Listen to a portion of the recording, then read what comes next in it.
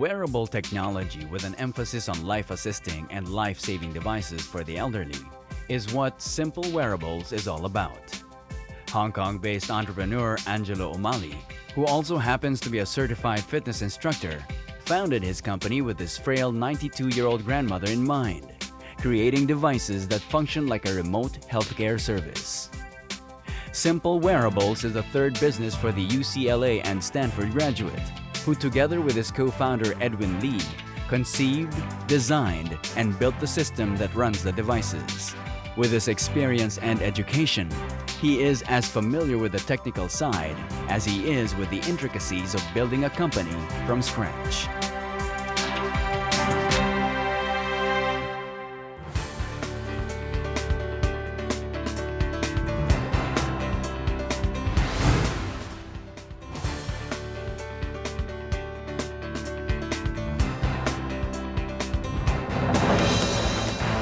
Ladies and gentlemen, the co-founder and CEO of Simple Wearables, Angelo Umali.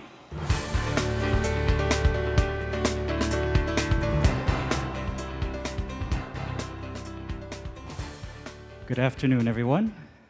Magandang hapon po sa inyong lahat. My name is Angelo Umali, founder and CEO of Simple Wearables. I'm going to talk about a very personal story today, about dreams and my struggles and how that led me to Simple Wearables. I'm going to start from the very beginning. It will be a talk about hope, health, and happiness. People who know me well will tell me that I move at a faster pace than expected. When I was born here in Manila, my mom told me I was only 5 pounds, the tiniest of all my siblings.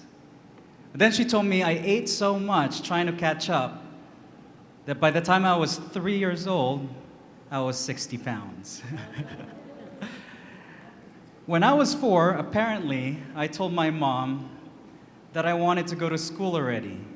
And so we talked to the principal, and the principal said, okay, you go ahead. By the time I was 11, I begged my mom, Mom, I really want to go to high school. I hate grade 7. And so I got in. By the time I got to high school, I caught up with my sister who was 3 years older than me. You bet she didn't like that. I went to the Philippine Science High School. I met people from all walks of life. From daughters of tycoons to sons of farmers, we all were united by one thing. We wanted to use science to improve the Philippines. It was there that I realized that innovators can come from anywhere. It was there I developed a heart for the Philippines. After high school, slides, I got into medical school through the intermediate program at UP. But my father, who was a doctor, said, Anak, huwag ka naman magmadali. Maging engineer ka na lang sa US. Son, don't be such a hurry. Just go take up engineering in the US. It pays more money, and you'll be much happier. And so at 15, I packed up my bags, moved myself on my own to the US, took up electrical engineering at UCLA. One by one, my family moved and immigrated to the United States. Here in the Philippines, we lived pretty comfortably.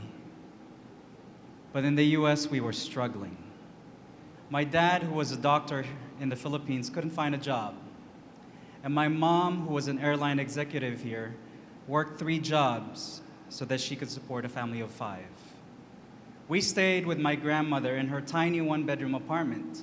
And because the space was so small, we always fought a lot. My dad eventually moved back to the Philippines. And it was my mom and my grandma who helped put 3 children through university. It was a difficult time of our lives. And I was wondering, there must be something more. I want to create jobs that are meaningful jobs so that my mom doesn't have to do this anymore. At UCLA, I fell in love with technology. I was working on next-generation wireless communication systems. That's when I shelved my dreams of becoming a doctor and pursued a job in Silicon Valley, working at the forefront of wireless technology. 10 years ago, we helped define what LTE is today. We helped analyze all the different types of radar, satellites, and communication systems around the world. And this company was the original Hewlett-Packard before they became a computer company. I learned a lot about these two men. Hewlett and Packard went to Stanford, and they were the ones that helped start what Silicon Valley is today. I surmised that, hey, I want to build the Philippines version of Silicon Valley as well. Maybe if I went to that school, I'll find out what happened. And so I did. I went to Stanford University. I got my master's degree in electrical engineering. I was so amazed at how everyone had an idea and built a company around it. It was at Stanford that I realized that ideas could change the world. After graduate school, I moved to Hong Kong because my company moved me there to manage the Asia-Pacific region. I worked hard, I learned a lot of things. But after 3 years, I was still half the age of the next youngest coworker. My advisor told me, you're going too fast for your own good. But for me, I wanted to do something bigger. And so I quit. I went on my own and I faced an uncertain future. I planned on living off my savings for a year until I figured out what I wanted to do. Living off your savings is scary because your bank account just keeps going down. But it forced me to move as fast as I could, a pace that I was very comfortable with. I had no idea, I had no team, I had no product. But this part I knew, that if I was going to dedicate the next part of my life, I wanted to solve a big problem. I wanted to make a big impact. Then came the tragedy that provided purpose to my passion. My grandmother in the United States fell down. 3 days later, she died. If only we knew how strong that impact was, we would have rushed her to the ER. Maybe we could have saved her life. Who knows? That's how I found out the problem I needed to solve. And how big is this problem? Every year, 270 million people will fall down around the world. In Japan alone, 80% of all emergency calls are because of elderly people falling down. Our product, the Simple Wave, will automatically detect the fall and notify emergency response. It will send out the strength of impact, your location, and vital information to your caregivers. It will provide peace of mind when you need it the most. Building a company taught me a lot of things. Entrepreneurship will demand everything you've got to give, and that won't be enough. You will need the help of everyone around you. Your friends, your family, your community. And this is why I invited my friends and family here today. Without them, Simple Wearables won't be where we are today.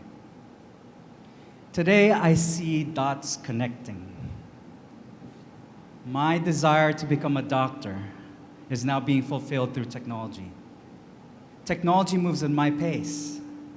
And technology is how we're providing high-impact jobs back here in the Philippines. Philippine Science High School taught me that I could be an innovator. UCLA made me fall in love with technology. Stanford told me that I could change the world. But it took losing my grandma to teach me what big lesson I have to solve. My company is Simple Wearables. We provide peace of mind. This talk is dedicated to my last living grandmother, and I hope she'll be proud. Thank you very much.